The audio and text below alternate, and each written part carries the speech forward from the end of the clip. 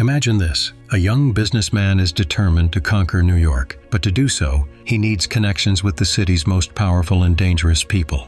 The film The Apprentice tells the story of young Donald Trump, who in the 1970s worked in his father's company, but dreamed of building his own empire. His ambitions lead him to meet the influential lawyer Roy Cohn, who becomes his mentor in the world of big business and politics. How far is a person willing to go to reach the peak of power and wealth? What price must be paid for alliances with questionable allies? Watch to learn about Donald Trump's journey to the top and the dark sides of his rise.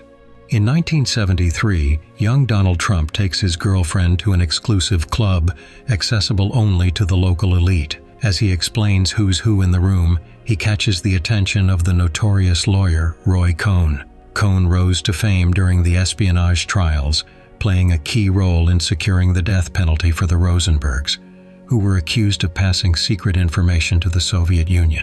From then on, his career soared. He skillfully manipulated powerful people, operating by his own 3 self-made rules. At that time, the Trump family was facing legal trouble. They were accused of discriminating against tenants. Roy Cohn was confident that he could handle the case quickly. Donald jokingly suggested he take it on, but the lawyer did not give a clear answer. In the 1970s, Donald carried out tasks for his father, Fred Trump. He visited properties owned by the family and collected rent. At the same time, the Trumps discriminated against black tenants by charging them higher rents or denying them leases in favor of white tenants. This led to legal action.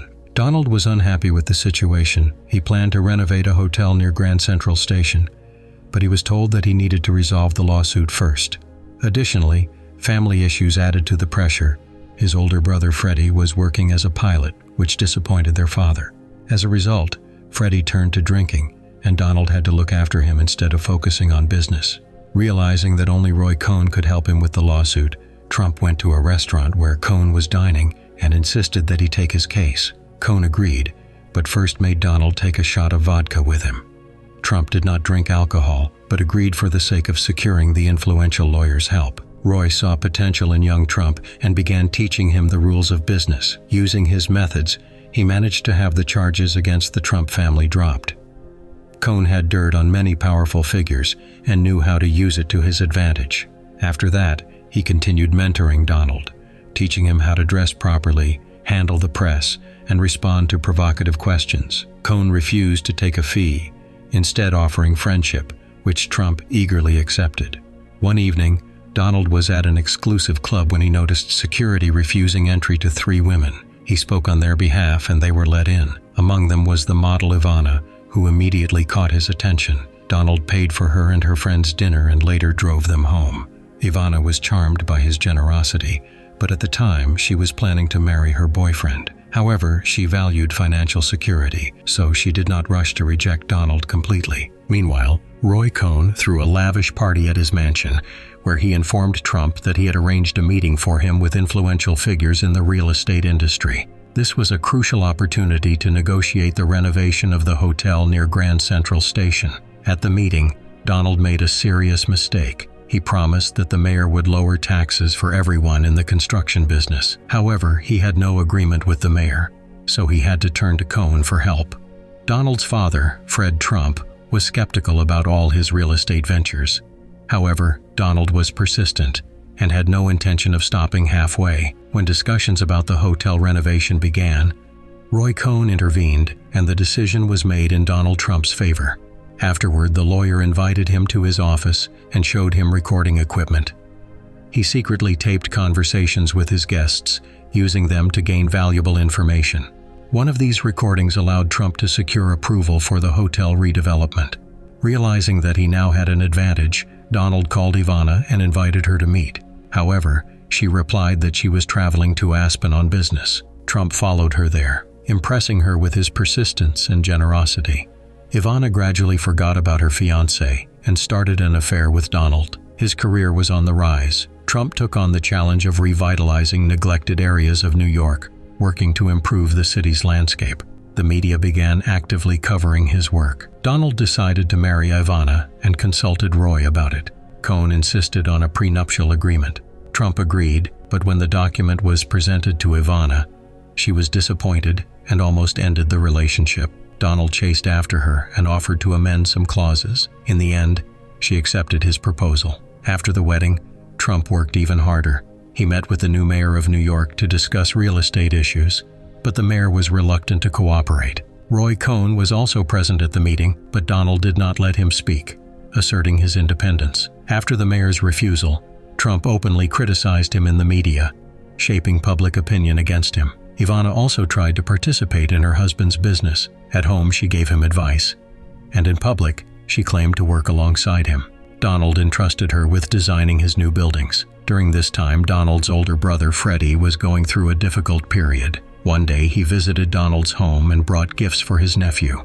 Ivana suggested that he stay with them, but Donald sent his brother to a hotel, giving him money instead. Trump began constructing a skyscraper, which he decided to name after himself. Speaking to the press, he jokingly said that one day he would become president. Roy Cohn tried to rein him in, warning about the risks of taking on massive loans, but Donald refused to listen.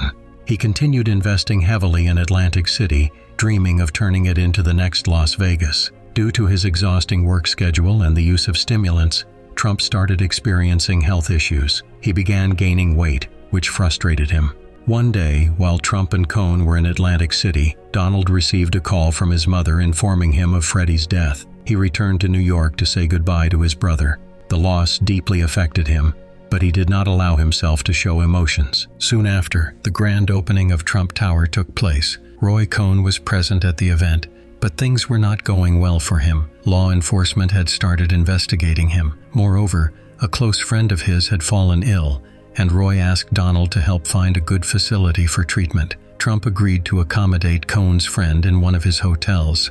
After some time, Donald confessed to Ivana that he no longer felt romantic feelings for her. This was a huge blow to her, and she caused a scene. Their relationship became strained. Despite this, Trump continued investing in new projects, relying on borrowed money. However, the expected profits had not yet materialized, and he began delaying loan payments. Investors imposed strict demands on him, threatening serious consequences if the debts were not repaid. One day, while in his office, Donald learned that Russell, Roy Cohn's close friend, was gravely ill. Meanwhile, Cohn had repeatedly tried to contact Trump, but Donald ignored his calls. His former mentor was no longer useful to him, so he kept his distance. However, Roy did not give up. He confronted Trump on the street to express his frustration.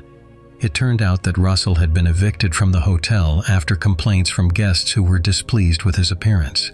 Cohn himself looked exhausted, making Donald suspect that his old friend was seriously ill as well. To solve his financial problems, Trump decided to gain control over the family's money. He tried to persuade his father to sign documents granting him financial authority. Fred, who was already elderly, did not pay much attention and was ready to sign.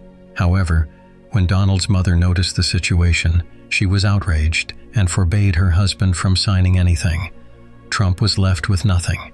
In addition to financial troubles, Donald was also concerned about changes in his appearance. He was gaining weight and starting to lose his hair. He consulted a doctor who advised him to change his lifestyle and suggested cosmetic procedures to address the issue.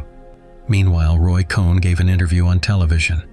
He denied having a serious illness, attributing his condition to liver problems. Donald saw the interview and decided to make a gesture of reconciliation. He invited Cohn to relax at his estate.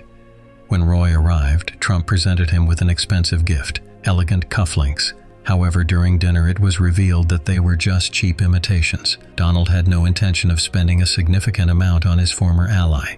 Sometime later, Roy Cohn passed away. After his funeral, Trump decided to focus on improving his appearance. He underwent a cosmetic procedure to remove excess weight and had a hair restoration treatment.